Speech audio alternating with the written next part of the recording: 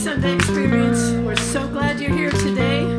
We've got lots of songbirds here today, Anne and Bejon, Marie and Lori. And we are going to celebrate our souls. Welcome here.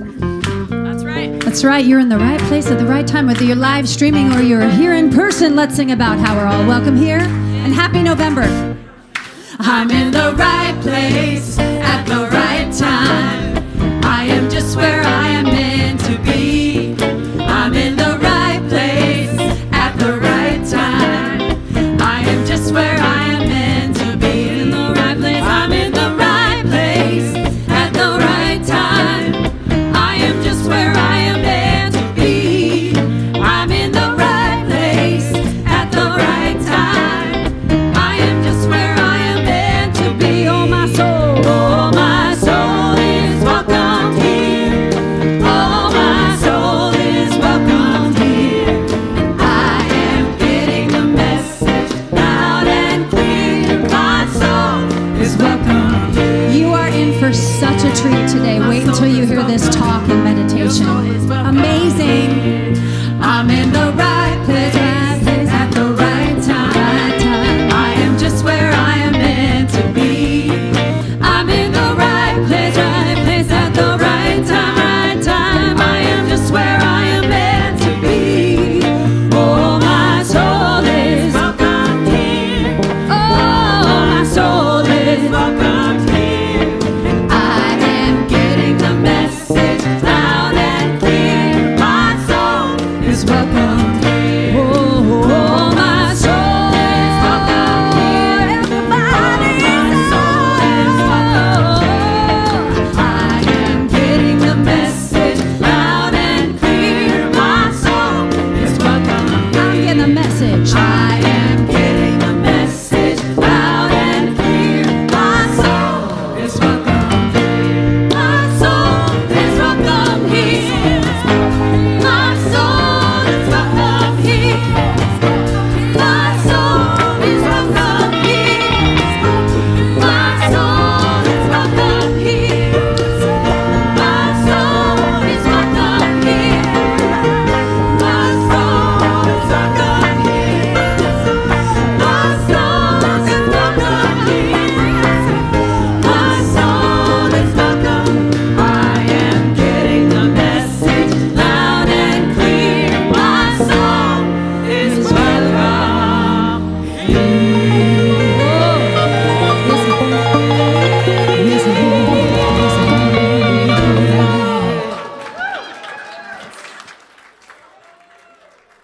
Good morning, SLC, and good morning, Reverend Deborah. Let me explain, just like the oneness symbol is coming back, the podium will come back. I was supervising trick-or-treating with my daughter on Halloween, plus we went out with Simone and Naomi from the church. We went trick-or-treating at Larie's house. Yeah, Larie was a clown, a beautiful, wonderful clown. But what was she dressed as? As a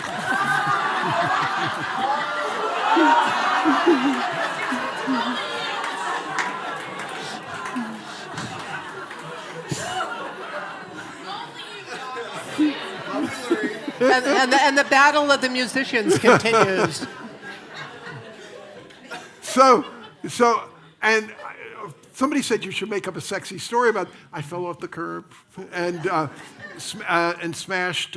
It doesn't look like it's broken, but it looks like cartilage and stuff like that. But we shall see. As soon as I can get off the podium and or platform and down there, we'll be going back there. I do want to say I'm really happy. I hope I'm not embarrassing them, but Paul and Louise Gumminger are in the house. Paul, I had a wonderful time having lunch with them. Paul is the architect who redesigned this building when we first came here. So if you like the building, go speak to Paul. If you don't, go call iFly Delta or something, so whatever else.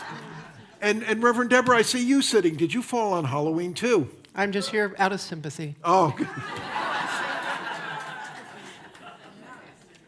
And we greet you this morning in the name of all that is good, all that is holy, and all that is sacred, and in the warm and loving energy of this community, Spiritual Life Center. Spiritual Life Center honors all people worshiping in temples, mosques, churches, stone circles, and of course the beautiful temples of nature, because we know there's no space that God does not grace. And when you're with us if you are with us for the very first time today, whether you're watching us online or here with us in person, we especially want to welcome you, because we know that you are not here by accident, and we know that every single one of us is here by Divine appointment. And so we are so very grateful to get together, and that gratitude extends to silencing your electronic devices, and please refrain from flash photography during the service. You know, I find so often the daily word, synchronicity or what, it's just the right word. Today's the daily word is remembrance, and we, two really leading spiritual lights, made their transition this week. The first was my first Unity minister at Unity of Fairfax, Reverend Elise Green. So much of a lot of times of what I say or whatnot, I trace back to Elise. Elise so often said, we are, and she had us go, we are on the upward, forward, progressive movement of spirit. The mark of success is upon us. And another one which I so take away that Elise said, she said, get out of negative prayer circles. What's a negative prayer circle? You're by the water cooler and, ain't it awful? Or, you can have a solo. You're just sitting there in your one-man negative prayer circle. And Elise's was get out of negative prayer circles. A powerful, powerful Unity minister, and I'm so grateful that she was my minister. Another that we went through transition this week was Jane Arden. Adrian, a longtime Unity member of SLC. You'll notice, for example, and this was the same picture they put on Facebook. You'll notice she is wearing the SLC Oneness pin. She founded Healing Journeys. She went through several bouts with cancer.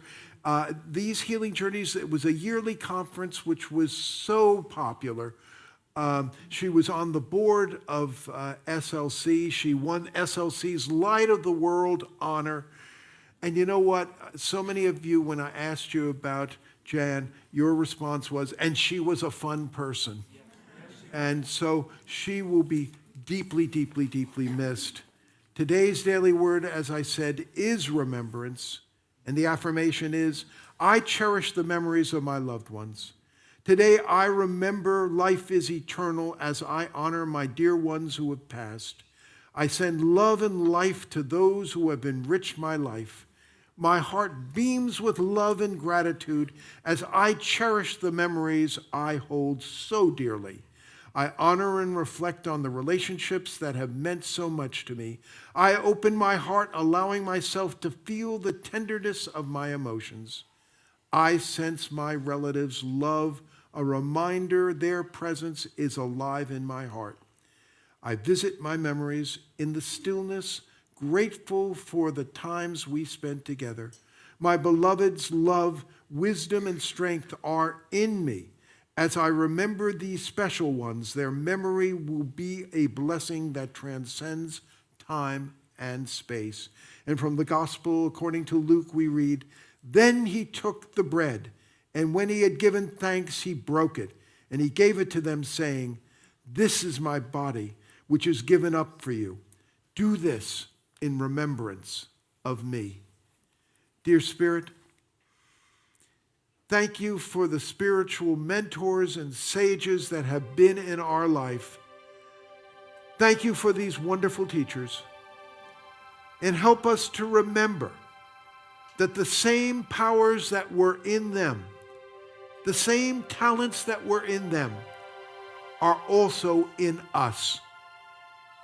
Help us to let this flow into our life and to remember that that divine spark is eternal and also lives through us.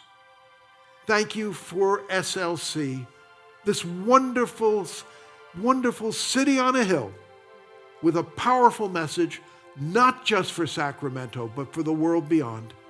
And for this and so much more, we say thank you and amen and amen. And we also say our mission statement, and these are words, they're a reminder of who we are here to be. Let's say it together. To transform lives, to make a positive difference in the world as we love, serve, and remember. And we say these powerful unity principles together. God is absolute good and everywhere present. People are inherently good. Thoughts create our experiences. Prayer and meditation are how we connect with God. And we must take action. All right, November babies, let's show them how it's done. Yeah. Come. Sing with us. Happy birthday to ya. Happy birthday to ya. Happy birthday. Happy birthday. Happy birthday. Happy birthday. Happy birthday to ya. Happy birthday to ya. Happy birthday. Happy birthday to ya.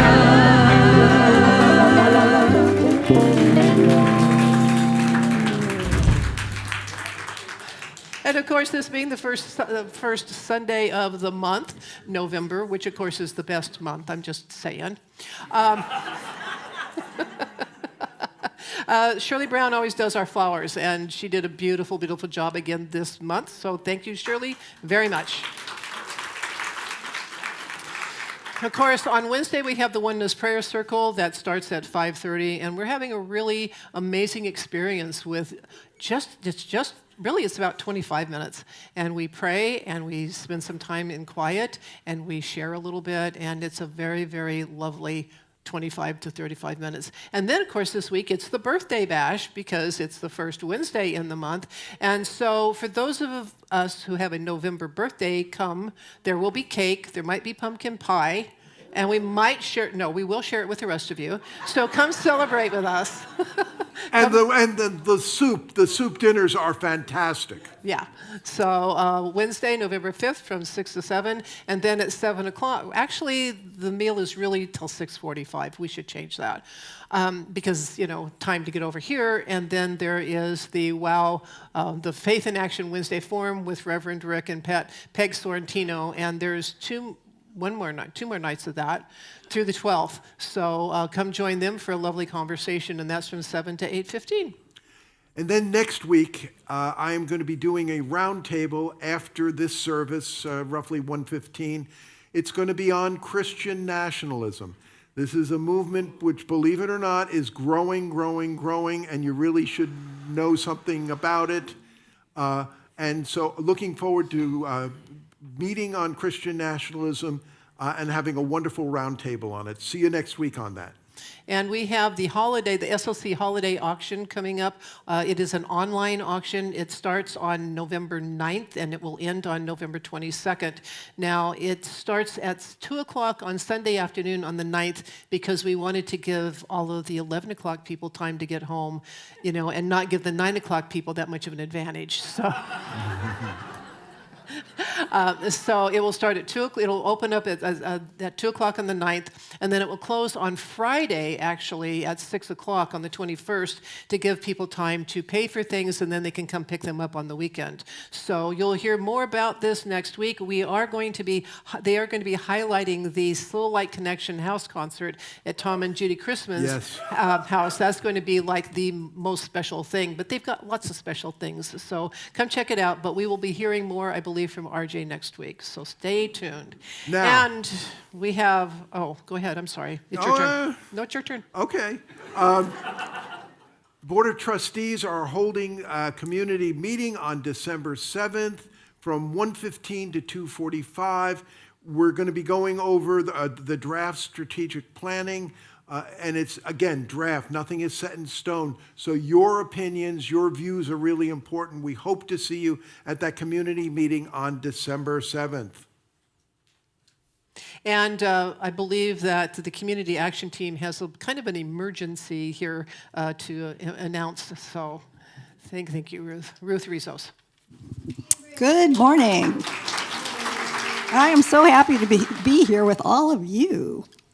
I'm just going to read this. I sometimes feel a bit overwhelmed by events in the world, but I know there is always something I can do to help. One of the reasons I belong to the Spiritual Life Center community is because we frequently join together in efforts to bring a little light into our community. So the SLC Community Action Team has organized an effort to collect food for the next 2 weeks to contribute to some of our local food banks.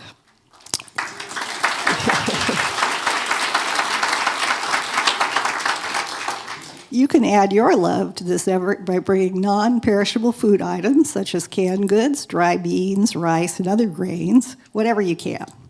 Protein is especially valued, things like peanut butter, canned beans, tuna, and dry falafel mix.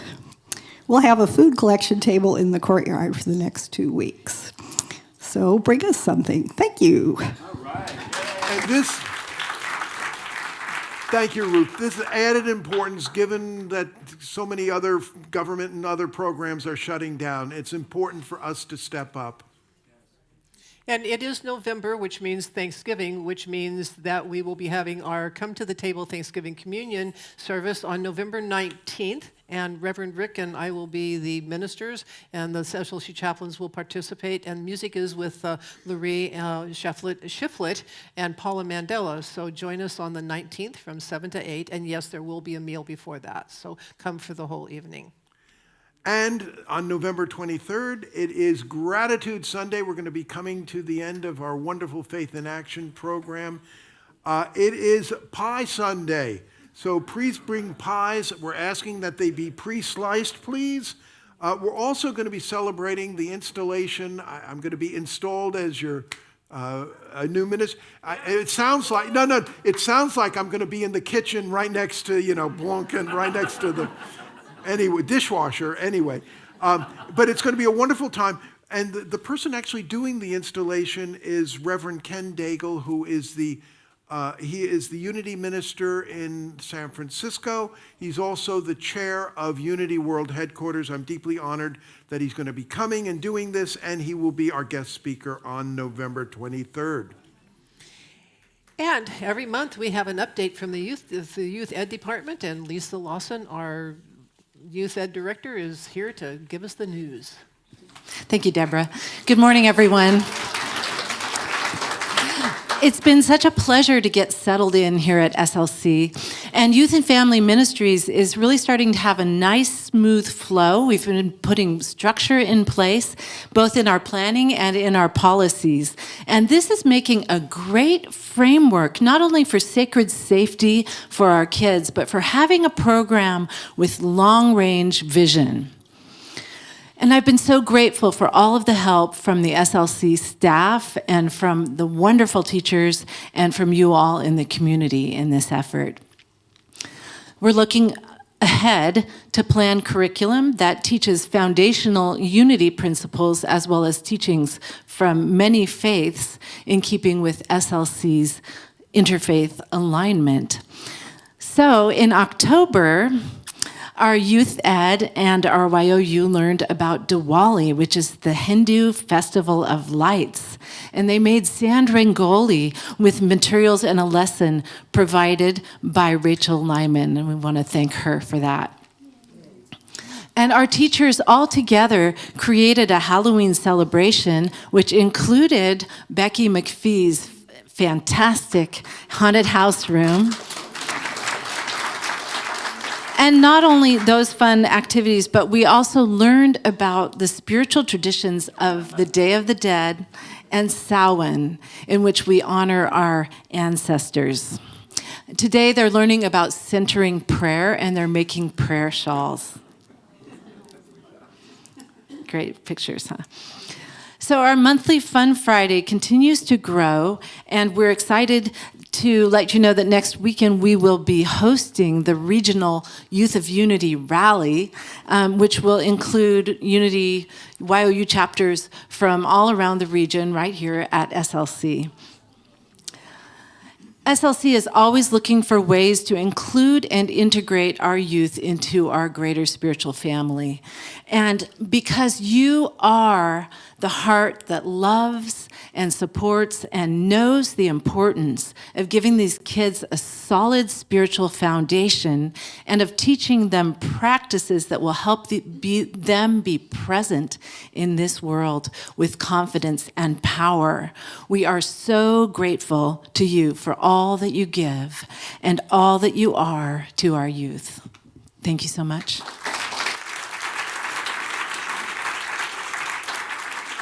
We are so fortunate to have Lisa Lawson as our Youth and Family Ministries Director. Lisa, can we give her the SLC bless? Let's do it. Lisa, we love you. We bless you. We appreciate you. And we behold God's love as you. And we truly do. And of course, there are many things that that foster transformation here at Spiritual Life Center.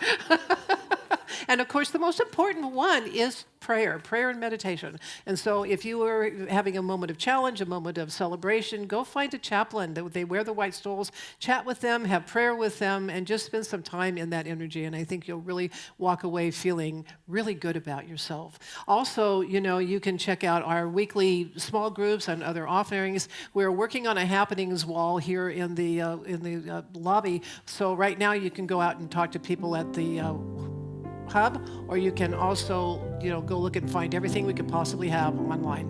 And we come here for so many reasons, but one of them is for connection. So now, let's greet each other in a way that is appropriate.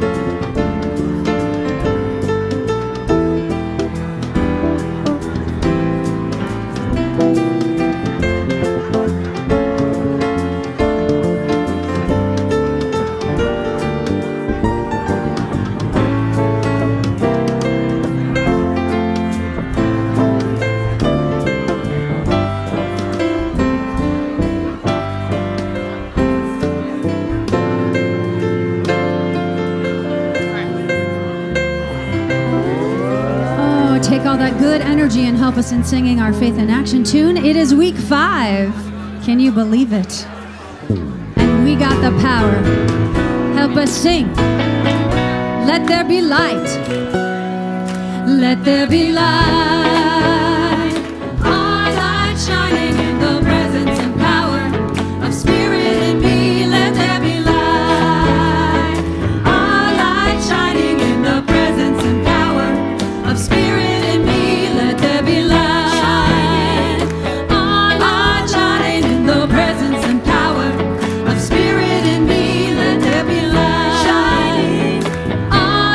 Shining in the presence and power of Spirit in me.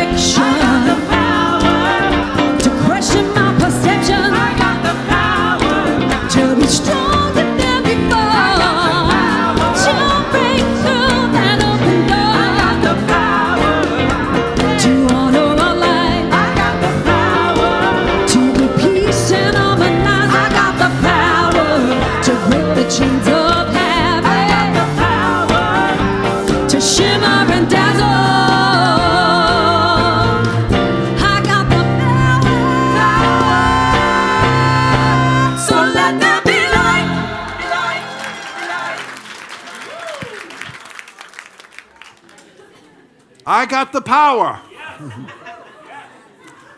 One of the things, there's so many things about the Faith in Action series that I have just so loved, but one of them has been our artists.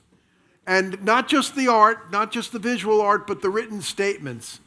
It's just been really wonderful. And so we get an artist we're doing 2 chapters, each one on a certain chapter.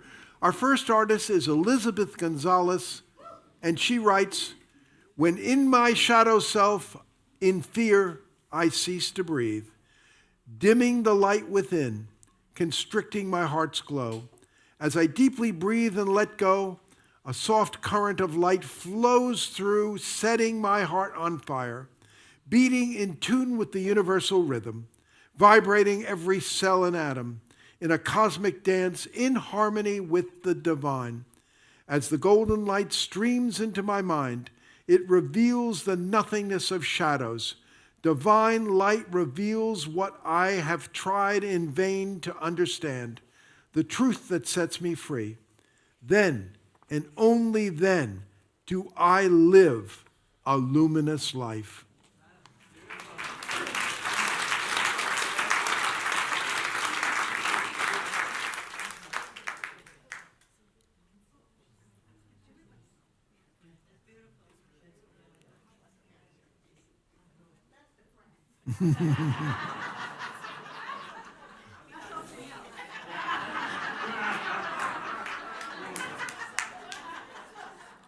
Our second artist is looking at chapter 10 is Donna Sturla. And Donna writes, "Within the first 3 pages of chapter 10, I was brought to thoughts about my relationship with my parents, in particular with my mother. My mother's addictions to a variety of things had created countless stress, worry, confusion, and anxiety in my life, starting at a young age. My mother was creative and a talented woman who took her own life in 1982. About 3 weeks after she died, I was sitting in the dark in my home and became aware of a chill and a nearby presence that was very strong, and I knew that my mother was there in the room with me. I told her, 'Go away and don't come back.' I was not ready to forgive all the anguish she had caused our family over the years. This chapter helped me be attuned with what the author said that, quote, 'the people who trigger our pain are actually a blessing in disguise,' end of quote. I am now able to remember that Mom lived and loved me and protected me. When I was hurt, she held me as I cried. She got me involved in the children's Sunday school choir. She always had music on in the house, and I would stand in the living room and sing along with it. She took me to movies, musicals, plays, fascinating museums, and introduced me to art. She read to me and took me to the library to pick out books. We could read together. As a teenager, when I accidentally dyed my hair a greenish orange, she told me she loved me and we'd fix the problem together. This is a photograph I took of a sandhill crane as it was dancing and jumping in the fields near Lode. I was able to catch the light as it shone through the feathers in his wings. This picture represents my being present to my mother's light and gifts shining through me, and I can remember her when she was at her best, happy and laughing. Thank you, Mom, for the blessing you brought me. I can let you in now."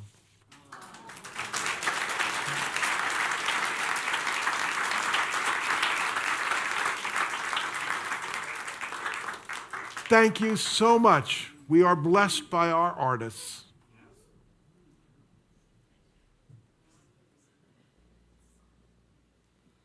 And now, as we begin to prepare for meditation, we're going to speak out loud together our vision statement. Spiritual Life Center is a loving, vibrant family that welcomes home all people and accepts everyone, no exceptions. weaving ancient spiritual traditions with emerging wisdom. We cultivate spiritual deepening with the divine, each other, and our planet. Breathe in. Breathe out. Breathe deeper in. And breathe out. We invite you to sing this beautiful chant with us. Breathe in. Breathe in. Breathe out. Breathe deeper in and breathe out. I know you're here with me, so I breathe.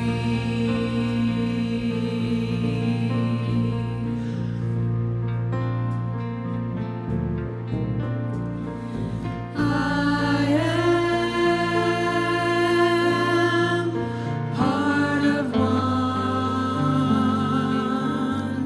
and one is everything,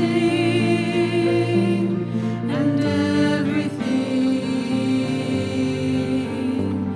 is all there is, and all there is God.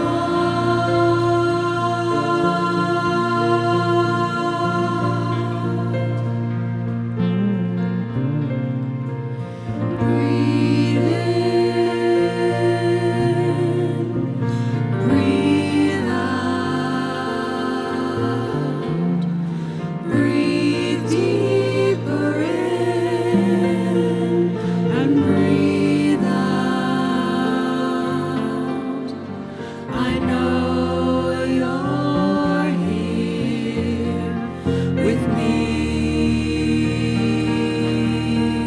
so I breathe.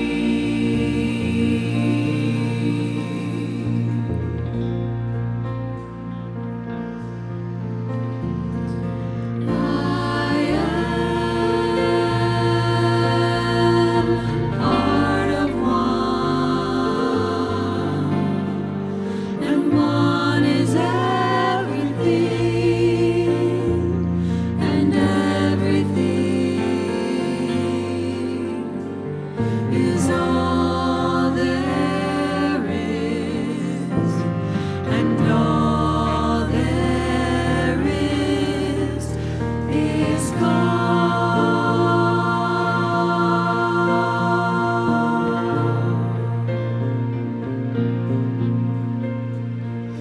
Breathe in,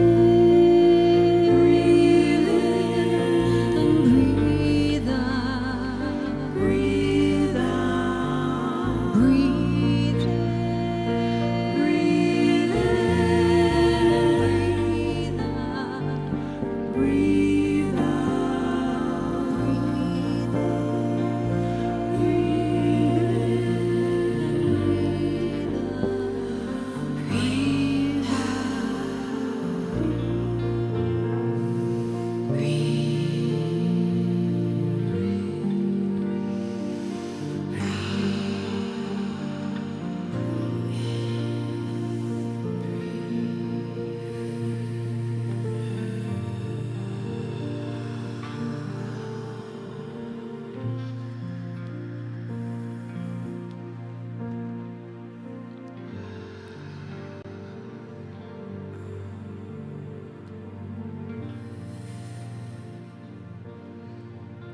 So let us move into this time of quiet and contemplation by taking a slow breath. Inhale slowly and exhale even more slowly. Calm your mind, calm your body. And with each breath now, allow yourself to release any tensions or concerns.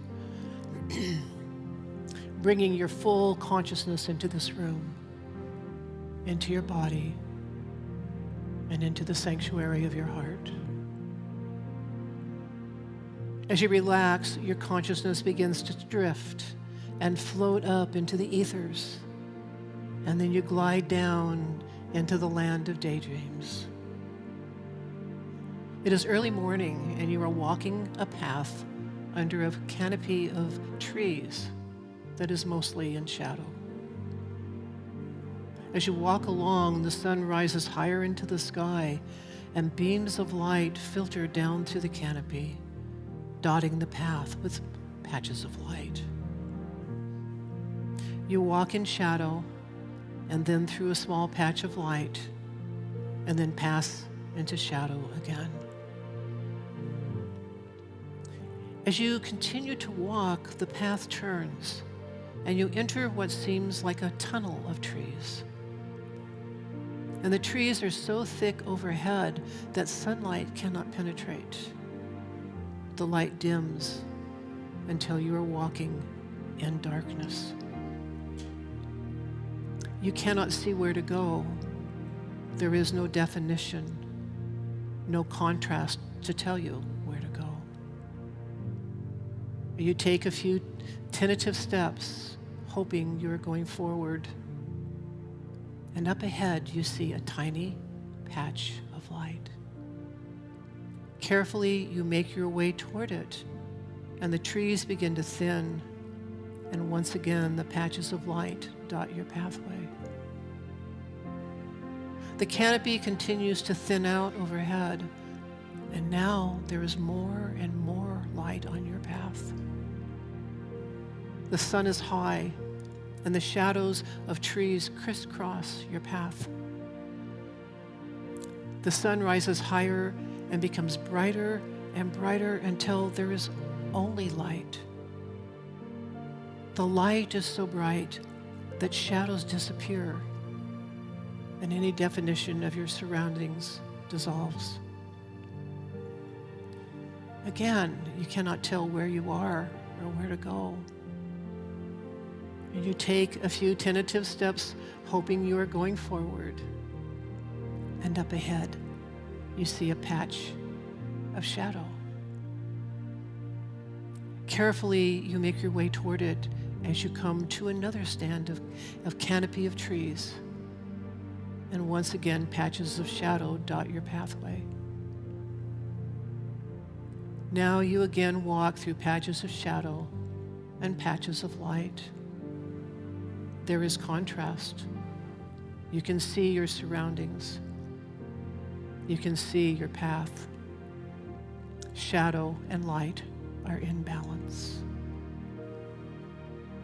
Continuing your walk, you come upon a weathered and worn standing stone shrine right beside the path.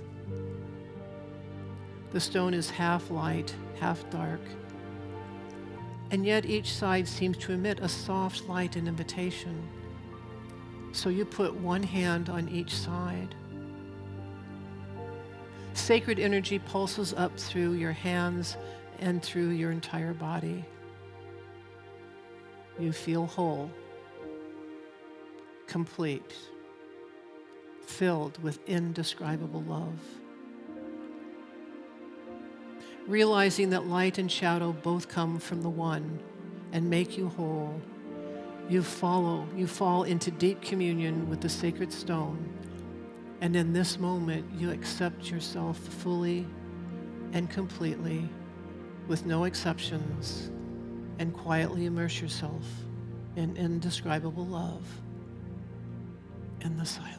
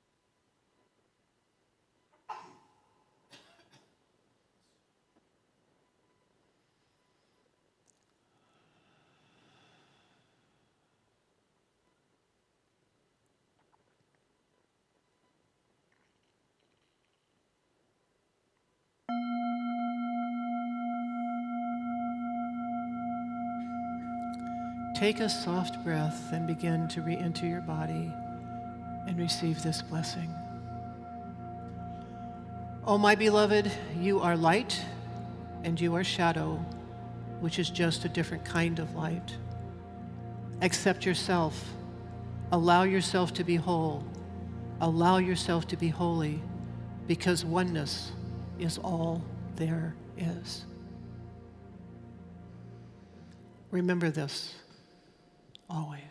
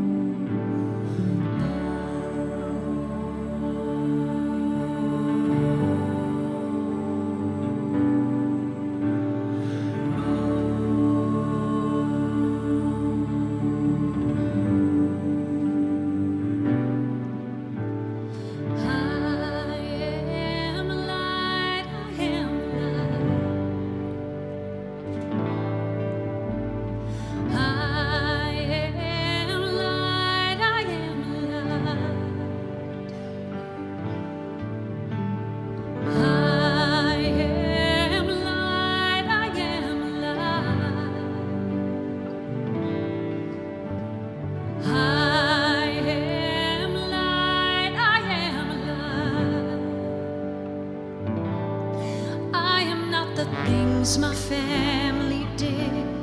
I am not these voices in my head. I am not the pieces of the brokenness inside. I am light. I am light. I am light. I am light.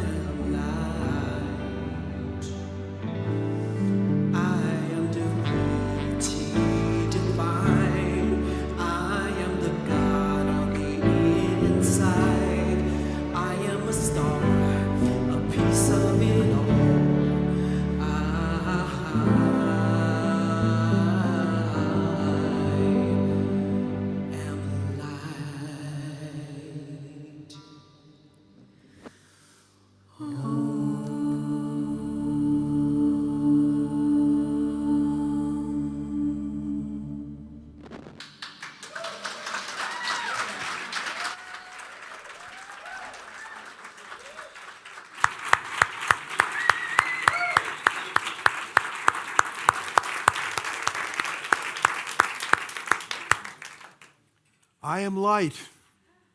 You know, I think that's one of the things which really distinguishes SLC from a lot of the other places, worship and whatnot. I mean, a lot of other places will look at Jesus or Buddha as the exception. And we don't look at them as the exceptions, we look at them as the examples, showing us what is inside of us and what we are capable of doing. Thank you, Reverend Deborah, for a wonderful meditation. And thank you, music team. As soon as I can walk and get down the stairs quickly, I'm not going to be up on the platform. On both metaphysical and theological reasons. I mean, I've been to a lot of places where the minister or the priest is up there, although, I am so dead opposed against that. As soon as I can get off the podium, I'll get off the podium. But then somebody pointed out to me and said, well, the music team is up there all the time. Explain that. I said, well, I can theologically. They're up there because they're angels. Well, I had, in graduate school, I had a wonderful teacher, little Jewish man by the name of Sar Levitan. I wrote my dissertation under him. He came from a long line of rabbis. He was the first one who didn't. But he used to start his classes by saying, ladies and gentlemen, good morning, ladies and gentlemen. The subject for today's seance is, and so the subject for today's seance is making the darkness conscious, making the darkness conscious. Now, when I was a little kid, I remember I would walk and maybe pick something up on the side of the road or even in the backyard, and my mother would go, Ricky, don't touch it. You don't know where it's been. And so when dealing with this unconscious work, I have this image of my mother saying, Ricky, don't touch it. You don't know where your unconscious has been, So, so after it was 2 weeks ago, I gave the message on shining light onto our dreams. And one of you came up to me and you said, Reverend Rick, great talk. Loved hearing about, active imagination and and two-way prayer and automatic writing and getting into shining light on dream work. But you left something out. What did I leave out? Well, I think I said that was a very good point. That's a very good point. Well, you're talking about the unconscious the week after next. Why don't you include that point in there? I thought, well, that's a good idea. A day later, a woman comes up to me and says, great, but you left out something. And she starts it's the same thing. And I'm sitting here thinking, well, this is like Jesus where two or more of us are gathered, But then a third of you comes up and says, the same thing. And then a fourth, and I'm thinking, this is no more, Jesus two or more. This is more like a Jewish minyan. In a Jewish minyan, you need 10 to have a quorum, and you can. It's from the Bible, and I'm going to be using the Long Island translation of the Bible. In the Long Island translation of the Bible, God and Abraham are driving down the New Jersey Turnpike in a Buick 6, and God's looking out the window, and he turns to Abraham and he says, "Abe, I think I made a mistake creating New Jersey. I think I'm going to get rid of it." And Abraham is, shocked by this. He turns to God and says, your divineship, you can do whatever you want, but if I could find for you 20 honest building contractors in the state of New Jersey, would you spare New Jersey? God said, yeah, find me 20 honest, I'll spare it. Well, God, look, your divine ordership, New Jersey's a relatively small state, and New Jersey being New Jersey, what if I could only find 19 honest building contractors? You're going to destroy the state out for one lousy building contract? Abe, for you was special. Well, God, New Jersey includes Newark and Tony Soprano country. What if I can only find 17? Well, so he gets the old man down to 10. And so then, finally, Abraham says, well, what about 9 honest building contractors? God said, Abe, I've gone down as far as I'm going to go. I ain't going any lower. Pay the toll. Let's get off the turnpike, drive into New Jersey, and drive into Pennsylvania, and we'll eat it at Denny's. I'm hungry. So in essence, the outcomes from that comes the minion in Judaism. Now, I've read it in other translations, and some of them have got it wrong. I mean, I think the Jerusalem Bible said that they were driving down the New Jersey Turnpike in a Chevy Impala. In the Good News, it says that they were driving down the New Jersey Turnpike in a Ford Edsel. Believe me, it wasn't a Ford Edsel. But so what were all these people saying to me? They said, well, you showed us a lot of tools to shine light on this unconscious material. But what you didn't really say is, why the heck should we do it? I mean, it's dirty, it's nasty. I mean, Ricky, don't touch it. You don't know where it's been. And, it's unconscious, so it's going to be buried. So why not just let bygones be bygones? You should really talk about why, what are the costs of not doing this shadow work, and what are the benefits of doing it. And again, if the sludge stayed down, permanently, all right, maybe bygones be bygones. Carl Jung has a wonderful quote, which Joseph Lieberman starts one of his chapters with, where he talks about this work is difficult, it's unpleasant, and therefore quite unpopular. And I think Carl Jung is right about that. However, when Freud, obviously German, wrote in German, and usually when this stuff is translated into English, it's translated into unconscious, which makes it sound like it's buried. But when Charles Fillmore, the co-founder of Unity, wrote about this stuff, he more often than not used the word subconscious. To me, I think subconscious more hits the nail on the head, just below the surface, and could very easily come up, and it does come up. How does it come up? Well, when I talked about dreams, and again, I'm sorry I'm not going to be able to greet you guys as you go out there. I love doing that. I mean, the hugs and all this and hearing from you. A lot of you, when you went out after I talked about dreams, said, oh my God, 90% of my dreams are fear and this and that, and and I'm naked and this and that, and yeah. But so it's difficult. A lot of times it's very unpleasant and difficult material. But it honestly, truly does come up. And when Freud was it was in Austria, actually, in Vienna, and it was difficult work, but they were able to get him out. The friends were able to get him out of Nazi-controlled areas, and he came to England. Very funny. There was a Nazi colonel who was supervising as they were carting out his books and all this, and he gave him a letter. He said, you have to sign this, which says that you were treated fairly and nicely by the Gestapo. And Freud, the man who he was, he wrote in the paper and said, I would highly recommend the Gestapo to all my friends, Sigmund Freud. But when he went to England, and you look at his house, and it's a museum now. And if you're in London, it's well worth going to see. They've kept it just like it was when Freud died. In every room of the house, I kid you not, in every room of the house is a copy of Edgar Allan Poe, some book by Edgar Allan Poe. And if he were alive today, there'd be a book of Stephen King in every room of the house. He took this stuff really seriously. But even Freud, who the unconscious, obviously talked about, it slips out, Freudian slips, and in dreams. And, I find fascinating, these Freudian slips, one word comes out and it gives your game away, entirely. And but I find it fascinating that these Freudian slips now occur when you're texting. A friend came up to me, he said, I texted, and what I wanted to write was, I loved meeting your fiancé. He looked, and he had sent, I loathed meeting your fiancé.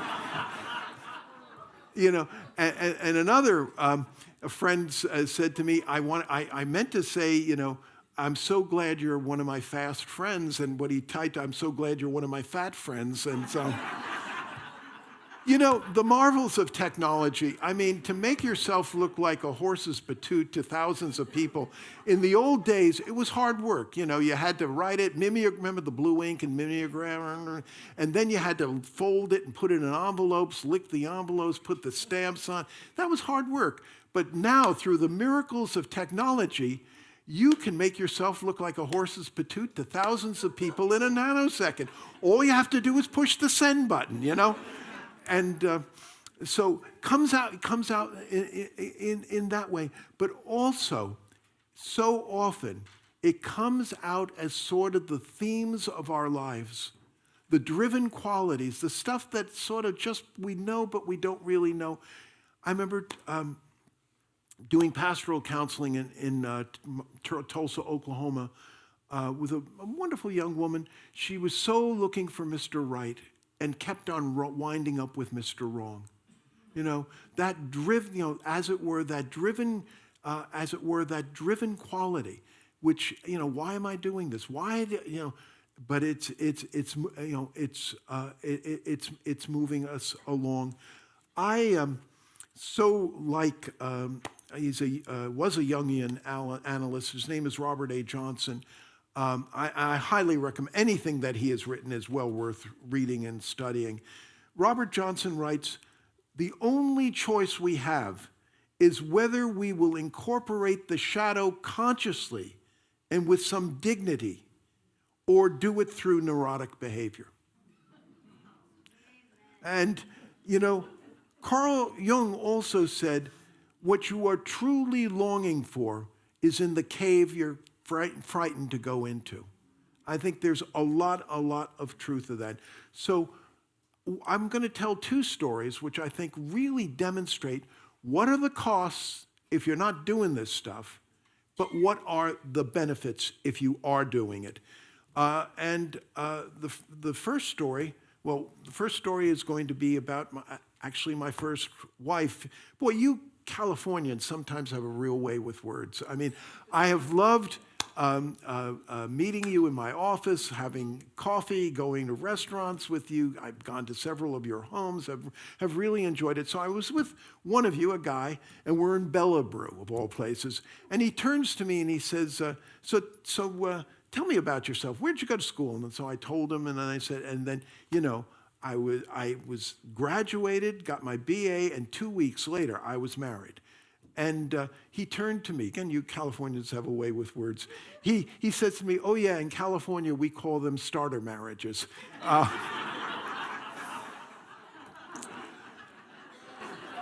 Her name was Linda. I'm changing names to protect the guilty.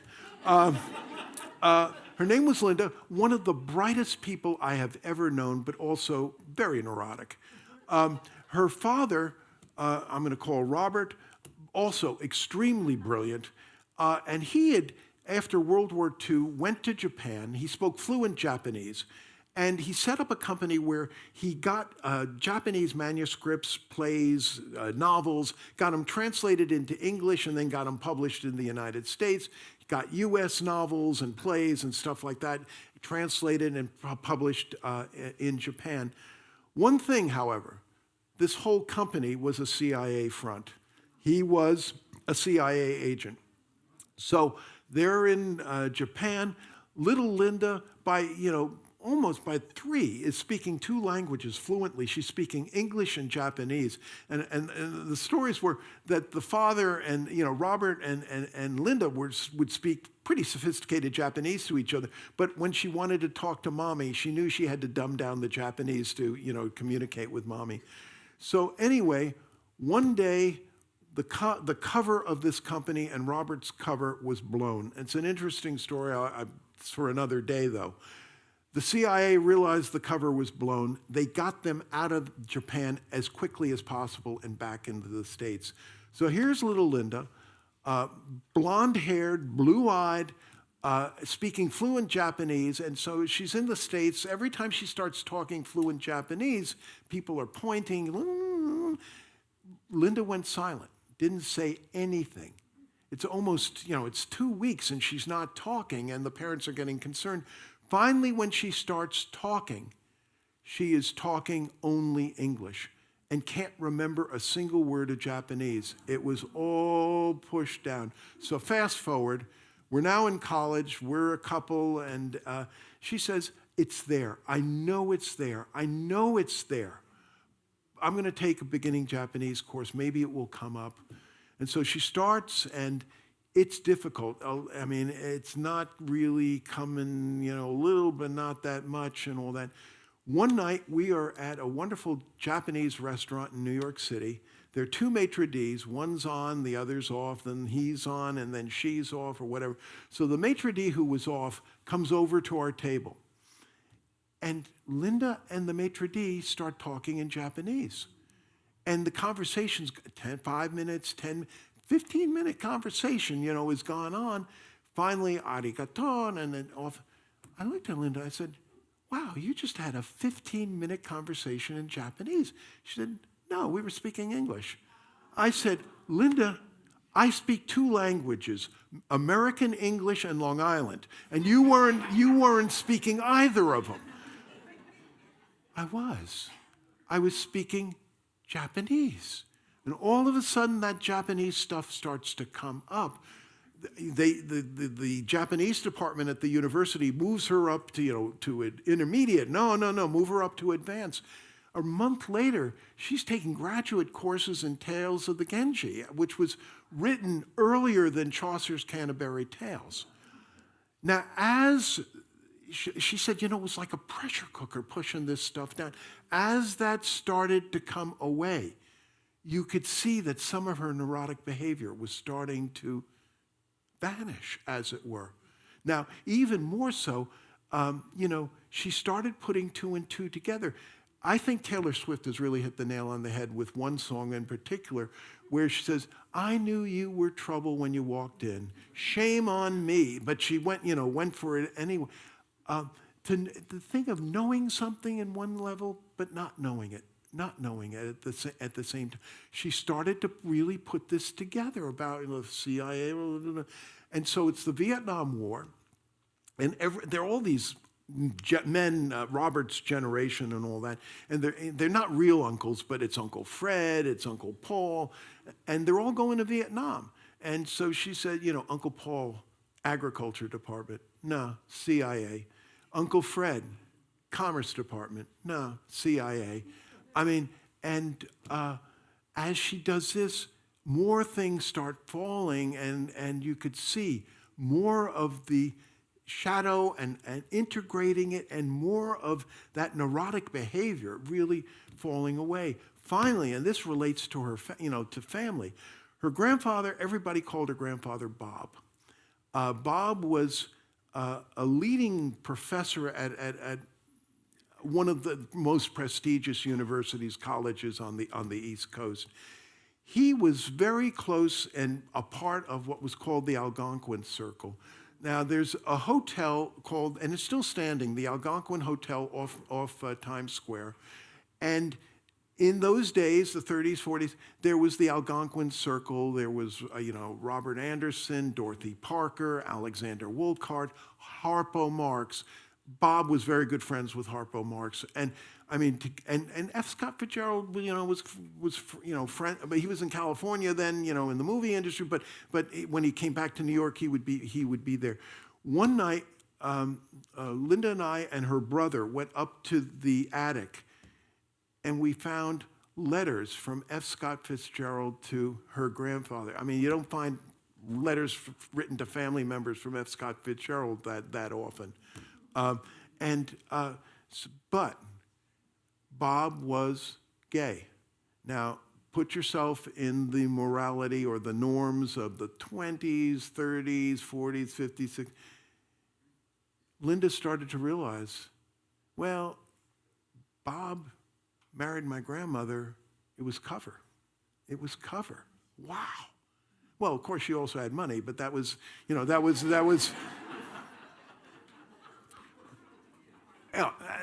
But money and cover, and you start, my family was built on, you could see that, again, that stuff going to the point of when I first knew Linda, she couldn't go to the Department of Motor Vehicles to get a driver's license. She had no the fear, the this, that, oh God.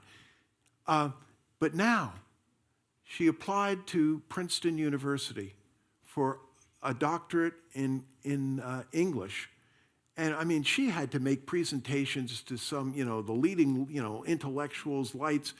This is a woman who couldn't stand up in the motor vehicles department now, and she got in. Not only did she get in, but she got a full scholarship, books, room, board, travel, and then some. I think this so demonstrates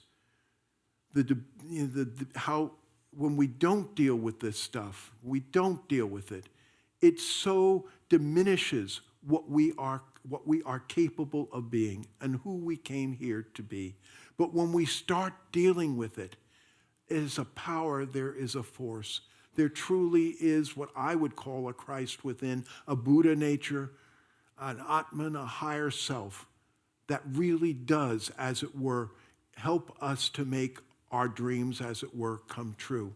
The second story I'd like to tell is, quite frankly, about myself, something which I so identified in Lieberman's book.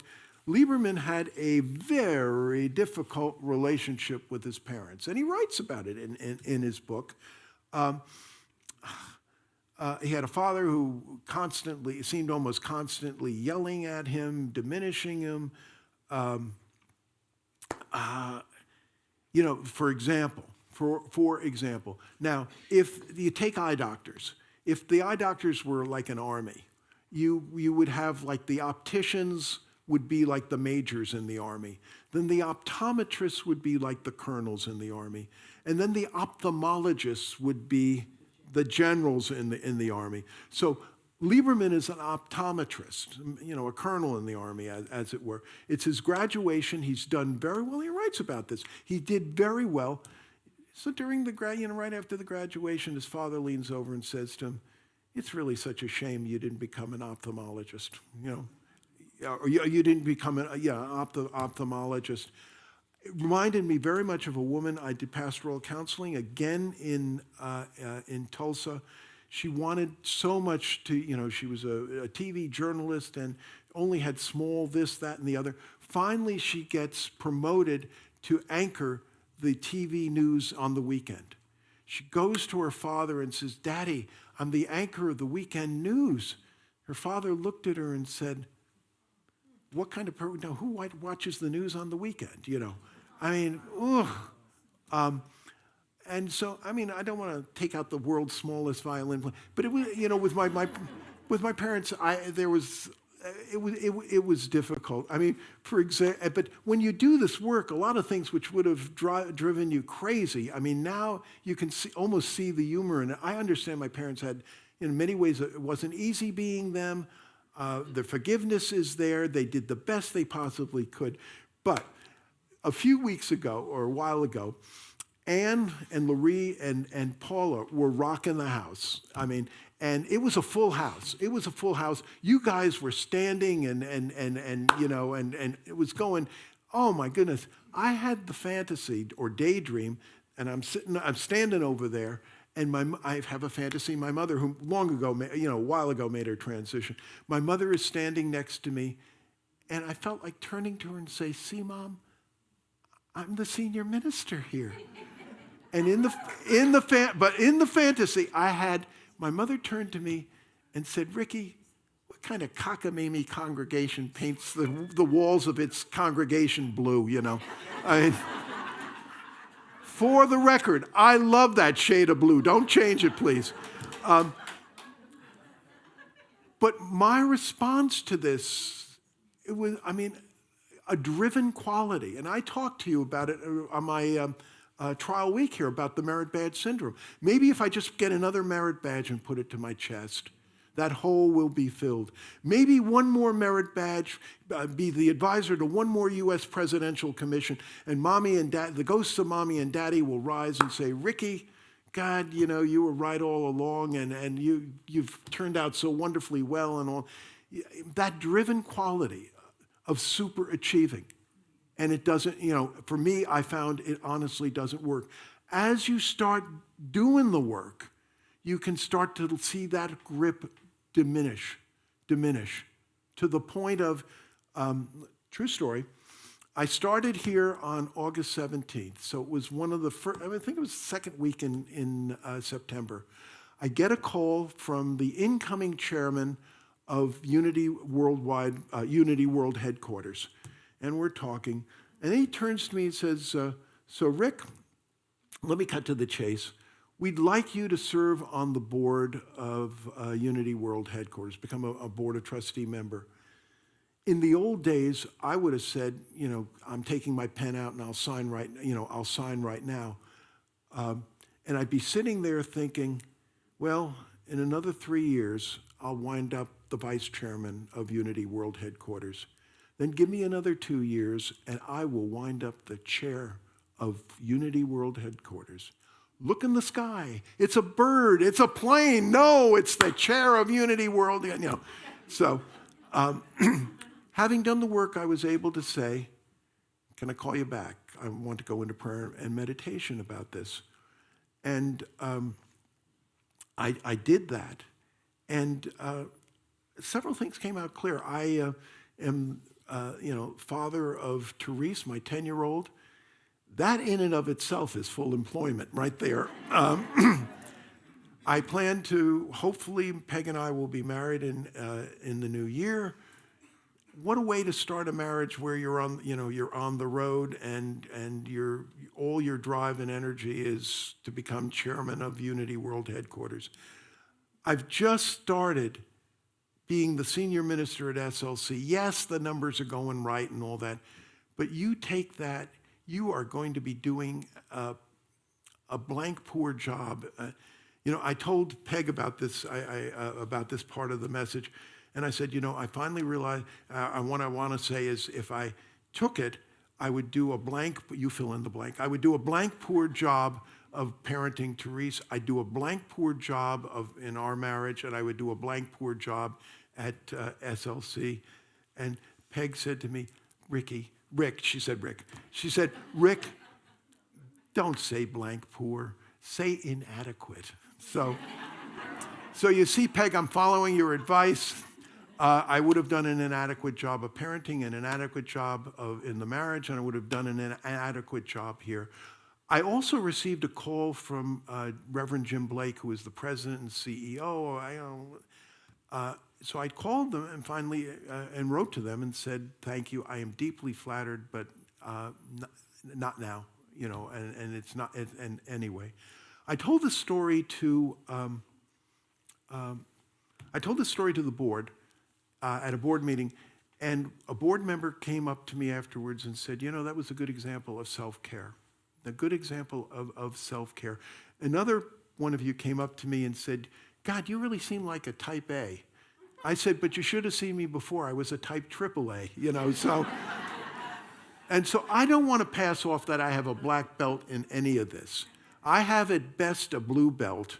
It fits with today. I have and in karate, a blue belt is an intermediate. You're not even in the advanced. It's an intermediate belt and a long way to go and truly a work in progress. But I think this all boils down to a few key points. First, this unconscious stuff, this subconscious stuff is really important.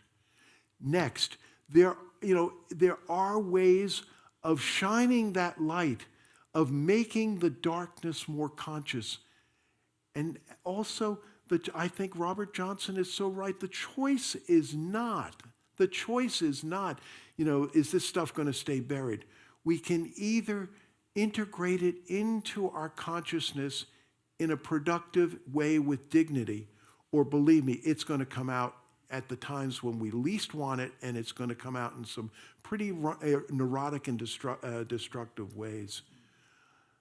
Also, I think Carl Jung was so right about what we truly want is in the cave that we are scared to go into. And so I think when we start doing this, we minimize the costs, we start seeing the benefits, and at long last, we too, like Dr. King can say, free at last, Thank God Almighty, we're free at last. Thank you, and God bless.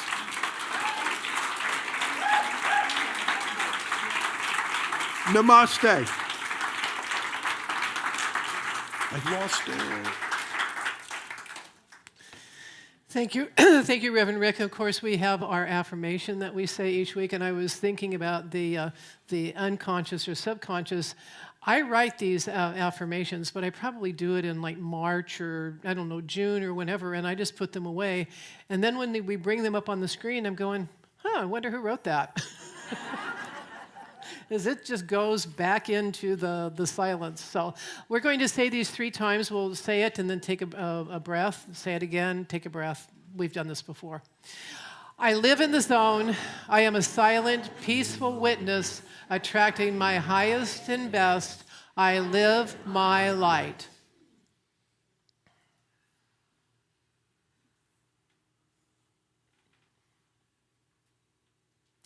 I live in the zone. I am a silent, peaceful witness, attracting my highest and best. I live my light.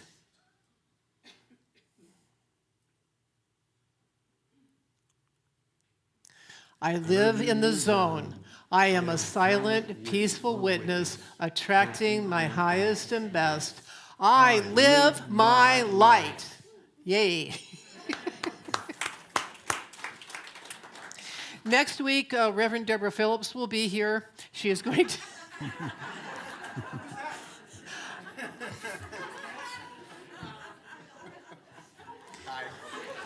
You get 2 demerits today. One? He wants 3. Okay. You just got it. I will be doing the talk on full spectrum living, and this is going to be cool because we're going to be talking about color. And Reverend Paula is going to be doing the meditation, and we have Denise Anye and Soul Light Connection. So come join us. It's going to be a great week. And of course, we love to welcome our newcomers. And so if you're watching us online, you can go to our website, slcworld.org, and click on the fill out button. Click on the connect button and fill out the card.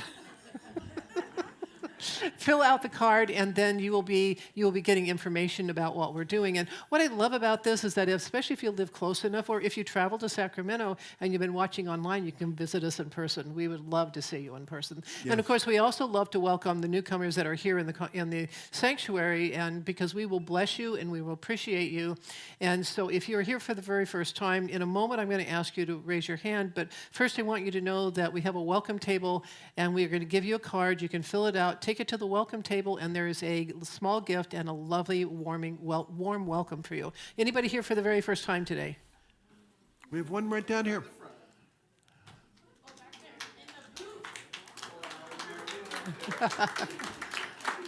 Keep your hand up so they can find you. Okay, thank you for coming today, and we will greet you out in the courtyard. Thank you. And so now we have the opportunity to support Spiritual Life Center. If you want to, if you're watching us online, you can text SLC Love to 44321. You can 44321. You can also go to slcworld.org and click on the donate button and donate that way. Of course, you can always mail in an offering if you wish to do that as well. And we also ask you to like, comment, share, or subscribe, because that gives you some benefits when you subscribe. You get the newest feed right up front. And also, this spreads this word out farther. And the more that you share, and the more that you share with the shares who share with the shares, it gets out into the world. And if this world, it's always needed this message, but I think more than ever, the message is important now. So please click on some of those buttons and get the message out there. And now, let us say our offertory blessing. Divine love as me blesses and multiplies all that I am, all that I have, and all that I circulate. Thank you, God.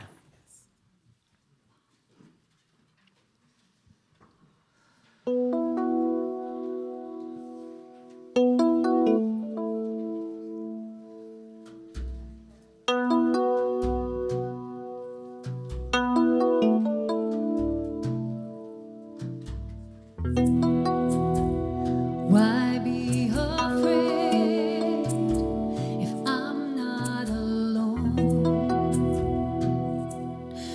Life is never easy. Rest is unknown. And up to now for me it's been hands against stone. Spend each and every moment searching for what to believe. Coming out of the dark, I finally see the light now, and it's shining on me.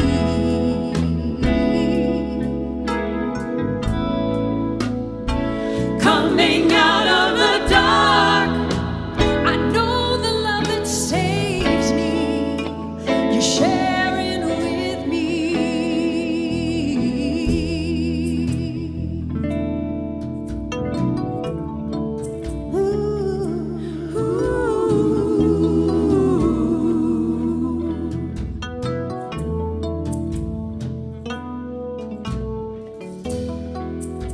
Starting again is part of the plan, and I'll be so much stronger holding your hand. Step by step, I'll make it through. I know I can.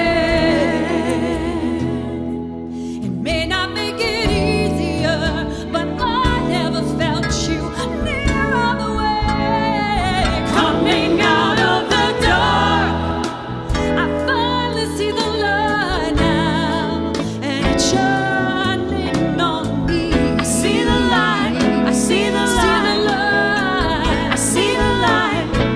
Coming out of the dark, I know the love that heals me. You're sharing with me forever, ever, and ever. I stand on the rock forever, ever, and ever now. Can't nobody stop me once. Forever, ever, and ever. I stand on the rock of your love. It's all it takes. No matter what we've done. Coming out of the dark. Coming out of the dark. I see the light. I feel your love shining, shining. Yes, it's shining on me. Shining. Coming out of the dark. I know the love that saves me. You're sharing with me, sharing with me, sharing with me, sharing with me, coming out of the dark. You gotta be in the dark to make it into the light. Yeah, your love is shining on me, shining on me, shining on me, shining on me. Coming out of the dark. I see the light. I see the light shining on me, shining. I ain't shining, man, I can take it, but your love help me to make out the dark. Coming out of the dark, yeah, coming out. I see the light, I see the light, I see the light, I see the light, coming out of the dark.